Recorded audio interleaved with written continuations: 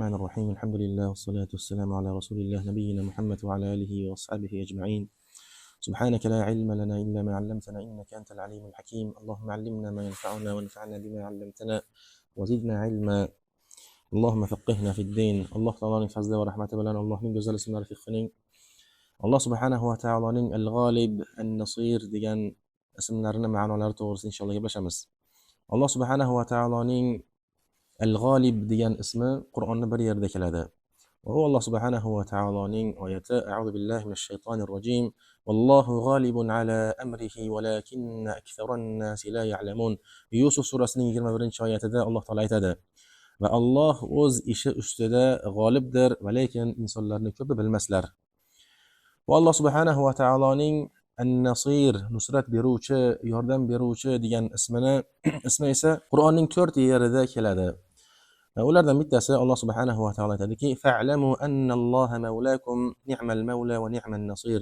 Anfal surasining 40-oyatida Alloh subhanahu va taolo aytadiki: bas bilinglar, albatta Alloh sizlarning mavloyingiz, ya'ni eng ishonganingiz, eng yaqin do'stingiz va qanday ham yaxshi mavlo va yana qanday ham yaxshi nusrat berguvchi deb turib Alloh subhanahu va taolo o'zini nusrat berguvchi deb turib atayapti bu yerda.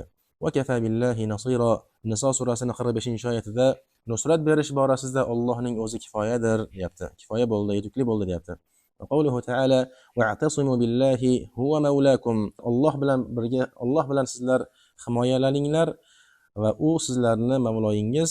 Fa ni'mal mawla va ni'man nasir. Va qanday ham yaxshi mavlodir, yana qanday ham yaxshi nusrat berguvchidir. Haj surasi 78-oyat. Alloh subhanahu va taoloning Al-G'olib degan ismining ma'nosi shuki: alladhi yaf'alu ma yasha la yaghlibuhu shay'un wa la yaruddu hukmahu raddun wa la yamliku ahadun radda ma qadahu aw man'a ma amdahu. Al-G'olib, g'olib degan ismining ma'nosi shundayki, u Alloh subhanahu va taolo xohlaganini qiladi degan narsani anglatadi. Va yana Allohni hech kim g'olib bo'la olmas ustidan. Va yana uning hukmini biror bir qaytaruvchi qaytara olmas. Ya'ni Alloh subhanahu va taolo barcha narsani xohlaganini qiladi degan narsani anglatadi. Alloh subhanahu va taolo barcha ish borasida bandalarin ustida u g'olibdir. Imom Qurtubiy rahimahulloh aytadiki, bu kim? Imom Qurtubiy? Shayx. Kim bu shayx? Imom Qurtubiy.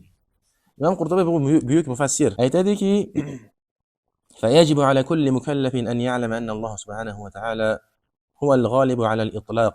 Aytadiki, har bir mukallaf, ya'ni aqli bor musulmon kishi uchun mana shu narsani bilishlik vojib bo'ladiki, albatta Alloh subhanahu va taolo mutlaqo u g'olib ekanligini bilishlik bo'ladi. Har bir ishda Alloh subhanahu va taolo g'olibdir. Mana shu narsani musulmonman degan kishi bilishligi vojib bo'ladi. Faman tamassaka bihi fa huwal g'olib. Va yana shu narsani bilsinki, kimki Alloh bilan birga bo'ladigan bo'lsa, Allohga suyanadigan bo'lsa, Allohni Al-G'olib degan ismiga tayanadigan bo'lsa, u g'olibdir deyapti. Ya'ni kim Allohni g'olib deb biladigan bo'lib va unga suyanadigan bo'lsa, va u g'olib bo'ladi bu dunyoda deyapti. Walau anna jami'a man fil ardi talibun. Va garchi unga jamiki yer yuzidagilar qarshi chiqadigan bo'lsa ham, Allohni yakka-yu yagona g'olib bo'lgan zot deb bilib turib, unga suyanadigan bo'lsa, bu insonni hech kim yenga olmas deyapti. Chunki Alloh subhanahu va taolo bu haqida Mujadala surasining 21-oyatida aytgan: Kataballohu la aghlibanna ana va rusuli. Alloh shuni kitobat qildiki, ya'ni farz qilib qo'ydiki, ya'ni bu narsani kitobat qilib qo'ydi, bu narsa so'zsiz bo'ladi degani. Batahqiq men va payg'ambarlarim mening g'olib bo'lamiz degan narsani Alloh taolo kitobat qilib qo'ydi deyapti. Ya'ni Alloh va uning rasuli, ya'ni ularni Allohning yo'lida kimki yuradigan bo'lsa va rasullarining yo'llarida kimki yuradigan bo'lsa, u g'olib bo'ladi deyapti. Alloh uni g'olib qilib qo'yadi deyapti. Alloh subhanahu va taoloning An-Nasir, nusrat berguvchi degan ismining ma'nosi allazi tawalla nasra ibadihi. U shunday zotki, An-Nasir degani bandalarini nusratini o'zi beruvchi bo'lgan, o'zi keltiruvchi bo'lgan zot. Va takaffala bi ta'yidi awliyaihi va ad-difa'i anhum. Va yana Alloh subhanahu va taolo o'zini do'stlarini nusratini va ularning himoyasini o'zi kafilligiga olib qo'ygan kimsani anglatadi. Va nasru la yakunu illa minhu. Va yana shuni anglatadiki, g'alaba, nusrat, yordam faqatgina undangina bo'ladi degan narsani anglatadi. Ya'ni buni tushunadigan bo'lsa inson, g'alaba, nusrat, yordam unga chiqish eshigi uni muammolardan chiqish eshigi, unga yordam eshigi faqatgina undangina keladi, Allohdangina keladi degan narsani anglatadi. ولا يتحقق إلا بمنه فالمنصور من نصره الله. Demak, nusratlangan kimsa u kim desa, Alloh unga nusrat bergangina kimsadir degani. Ya'ni Alloh nusrat bermasa u hech qachon yordamlana olmaydi. إذ لا ناصر للعباد سواه. Demak, shunday qilib bandalariga Allohdan boshqa hech kim yordam bera olmaydi. ولا حافظ لهم إلا هو. Va yana bandalarini Allohdan o'zga hech kim himoya qila olmaydi, saqlay olmaydi. Ya'ni bu ham e'tiqodda, bu ham aqidada.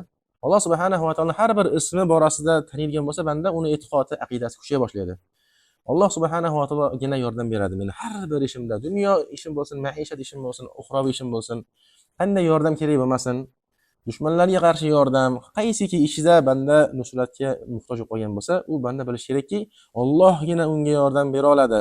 Garchi suratda mana bu ko'z oldida odamlar unga yordam beruvchi, yordam bera oladigan darajada bo'lib ko'rinayotgan bo'lsa ham, aslida yordamni haqiqiysini faqatgina u zotgina yordam bera oladi. Aslida bular maxluqlardir.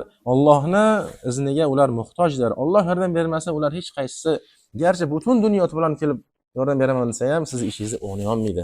Chunki u an-Nasir bo'lgan zot, u Alloh subhanahu va taolo yakka yagona bo'lgan ilohdir. Alloh subhanahu va taolo aytadiki: "Va man nasru illa min indillahil azizil hakim." Ali Imron surasining 126-oyatida va yana hech qanday nusrat yordam yo'qki, magar aziz bo'lgan, hakim bo'lgan Allohning huzuridangina keladi nusrat deyapti. Ya'ni Allohgina yordam bera oladi deyapti. Va qala ta'ala: in yansurkumullohu fala g'oliba lakum va in yakhzulkum faman zalladhi yansurkum min ba'dihi. Ali Imron surasining 160-oyatida agar Alloh sizlarga yordam beradigan bo'lsa, sizlarni ustinglarda g'olib keladigan biror bir kimsa yo'qdir. Sizlarning ustinglarda biror bir kimsa hech kim g'olib bo'la olmas. Va agarda Alloh sizlarni yordamsiz tashlab qo'yadigan bo'lsa, uning ya'ni Allohdan boshqa yana sizlarga kim ham nusrat bera olardi deyapti. Ya'ni hech kim nusrat bera olmaydi sizlarga Alloh yordam bermasa deyapti. Ya'ni Alloh subhanahu va taolo Qur'onda juda ham ko'p o'rinlarida o'z payg'ambarlariga va do'stlariga nusrat va yordam kuchini berganligini ko'p eslatadi-da. Bu oyatlardan maqsad nima desa, bandalar bilsinki, har bir payg'ambar yordam kerak bo'lgan paytda Allohga iltijo qilgan. Boshqalardan yordam so'ramagan. Eng og'ir holatlarda ham ular Allohdangina nusrat so'ragan. Aytadiki: "Inna lanansuru rusulana wallazina amanu fil hayatid dunya va yawma yaqumul ashhad." G'ofir surasining 51-oyatida aytadiki, albatta biz, Alloh taolo aytibdi, albatta biz batahqiq yordam beramiz payg'ambarlarimizga va iymon keltirganlarga bu dunyoda o'zida va guvohlar qoim bo'ladigan, ya'ni qiyomat kunida ham biz yordam beramiz deyapti. Batahqiq yordam beramiz deyapti. Ya'ni Alloh taolo aldamaydi. Biz batahqiq so'zsiz yordam beramiz deyapti. Va yana Alloh aytadiki: "Laqad nasarakumullohu fi mawatin katira." Batahqiq Alloh taolo sizlarga ko'p o'rinlarda, ko'p yerlarda sizlarga yordam berdi deyapti. Nuh alayhissalomning duosini Alloh Qur'onda aytadiki: "Qala robbi ansurni bima kazzabun." Mu'minun surasining 26-oyatida aytadiki, Nuh alayhissalom aytdiki, Robbim meni yolg'onchiga chiqarayotgan qavm ustida nusrat bergan, ularning ustida menga yordam bergan dedi. Va yana Lut alayhissalom o'zini qavmi haqida, o'zini qavmini ustida yordam so'rayaptiki, qala robbi ansurni alal qawmil mufsidin. Mufsid bo'lgan, fasod qilguvchi qavmlarning ustida menga yordam bergan deb turib, Nuh alayhissalom duo qilgan Robbisiga. Ankabut surasi 30-oyat. Va yana bizning nabiyimiz Muhammad sallallohu alayhi vasallam va yana unga ergashgan mu'minlarning duosini Alloh subhanahu va taolo Qur'onda aytadiki: "Anta maulana fansurna alal qawmil kafirin." Baqara surasining oxirgi oyatida aytadiki, mu'minlar bu bilan duo qiladi. Payg'ambar sallallohu alayhi vasallam va uning ummati qilgan duoda maqtab Alloh taolo o'z Qur'onida aytadiki, sen bizni mavloyimizsan, ishonganimizsandir deyapti Alloh. Bas bizlarga kofir bo'lgan qavm ustida yordam bergan, nusrat bergan deb turib, mu'minlarning qiladigan duosini Alloh subhanahu va taolo Qur'onda keltiryapti. Rasululloh sallallohu alayhi vasallam qachonki Abu Dawud rivoyat qiladi va Termiziy rivoyat qiladi, qachonki g'azotga chiqadigan bo'lsalar, Allohim sen mening nusrat berguvchimsan va sening yo'ling ila jang qilaman deb turib, Rasululloh sallallohu alayhi vasallam hamisha yordamni Allohdan so'rardi. Ya'ni bu oyatlar, bu mavzular nimaga desa, mo'min banda yordamni kimdan so'rashni bilish kerak. Har o'rinda, hozirgi o'rinda musulmonlarga yordam kerak, to'g'rimi? Musulmonlarga hozir yordam kerak. Musulmonlar qiyin ahvolda. Hozirgi o'rinda har bir odam o'zini hayotini oladigan bo'lsa, unga qaysidir ishda yordam kerak. O'zini har bir odamning o'zini muammosi bor, o'zini mushkuli bor, o'zini qarzlari bor, o'zini bitmayotgan ishlari bor, oilaviy mojarosi bor. Har bir ishida hammaning o'zini alohida hojati bor va unga yordam kerak. Va kimki Allohni nusrat berguvchi deb biladigan bo'lsa, yordam beruvchi deb biladigan bo'lsa, u endi Robbisigagina iltijo qiladi. Undangina yordam so'raydi. Alloh taolo shuncha payg'ambarlarning qilgan duosini Qur'onda zikr qilyaptiki, sizlar bilib olinglar. Sizlarni mana arzimagan muammoinglar oldida bu ish bilan muammoinglar buni oldida ish bilan emas. Payg'ambarlarning qavmlari o'ldiramiz deb kelishgan. Musa alayhissalom va Harun alayhissalomlarni qavmini bittada yo'q qilamiz deb turib, Fir'avn va uni atbolari hammasi yig'ilib kelib bittada yo'q qiladigan darajada kelishganda Alloh taolo ular nusrat so'rashgan va Alloh taolo yordam bergan. Va Muhammad alayhissalomga ham Alloh taolodan nusrat so'radi, yordam so'radi, Alloh taolo nusratini berdi. Sizga arzimagan muammoingiz nima bo'libdi? Alloh taolo agar siz nasir, yordam beruvchi deb turib duo qiladigan bo'lsangiz, bilgan holatda Alloh taolo sizga so'zsiz yordam beradi. Va hozirgi kunimizda musulmonlarga ayni damda yordam kerak bo'ladi. Yordam kerak bo'lyapti. Lekin musulmonlar hozir ham omon yurgan musulmonlar yordamni kimdan so'rashni bilmayapti-da. Alloh subhanahu va taolo mu'minlarga xitoban aytadiki: "Va la tahinu va la tahzanu va antumul a'launa in kuntum mu'minin." Ali Imron surasining 139-oyatida aytadiki: "Sustlashmanglar va xafa ham bo'lmanglar va sizlar oliysizlar hamisha. Va sizlar oliysizlar agarda sizlar mu'min bo'lsanglar" deyapti. Demak, oliylikni va nusratni Alloh taolo yordam beraman, sizlar oliysizlar deyapti. Nimaga bog'lab qo'yapti? Iymonga bog'lab qo'yapti. Agarda mu'min bo'ladigan bo'lsanglar, sizlar oliy bo'lasizlar deyapti. Ulamolar aytadilarki, fa iza da'afa al-imanu sara li'aduwwihim alayhim min sabil bihasabi ma naqada min imanihim. Qaranglar, odamlarni endi nusratsiz, yordamsiz qolib ketishlari, dushmanlarini ularning ustida g'alaba qilib qo'yishlarining ayni sababi ularning iymonlarining zaifligidandir deyapti. Chunki Alloh subhanahu va taolo sizlar mu'min bo'ladigan bo'lsanglargina sizlar oliy bo'lasizlar, ya'ni g'olib bo'lasizlar deb Qur'onda aytayapti. Demak, buni teskarisi qanday tushuniladi? Agarda sizlar qanchalik iymoninglar zaiflashgan sari shunchalik yutqizaverasizlar deyapti. Shunchalik sizlarga yordam ketishaveradi deyapti. Endi demak bu xulosa shuki, hozirgi kunimizda musulmonlar yer yuzida qiynalayotganliklarining ayni sababi nima ekan? Ularni pul ozligimi?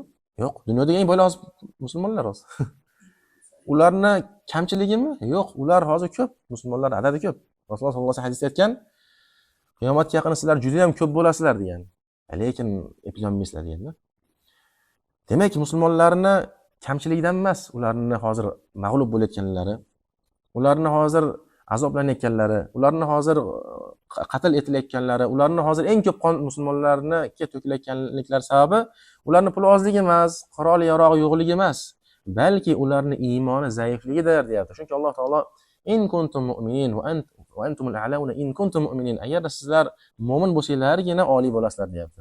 Demak, musulmonlarning iymoni zaiflashgan sari dushmanlarga yo'l ochilaverar ekan. Dushmanlar ularning ustida g'olib bo'lib ketaverar ekan. Shuning uchun endi buni yechimi nima desa, musulmonlar g'olib bo'lishigini, oliy bo'lishigini yechimi nima ekan desa, har bir nafs o'zini isloh qilish kerak. Bu o'zim iloji yo'q. G'olib bo'lishda umuman iloji yo'q. Har bir nafs o'zini ustida ishlash kerak, o'zini ustida mujohada qilish kerak. Har bir musulmonman degan erkak 5 vaqt namozni birinchi o'rinda qoyim qilish kerak. Namoz qolgan amallar uning ustiga quriladi. Namoz bo'lmasdan turib u hech qanaqa islom diniga yordam bera olmaydi.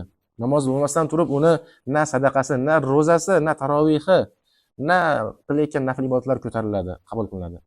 Namoz bo'lmaydigan bo'lsa ularning foydasi yo'q. Shuning uchun musulmonlar birinchi o'rinda bo'ynidagi farzlarini tiklab olsa, ado etib olsa, undan keyin ularga nusratlar, futuhatlar keladi.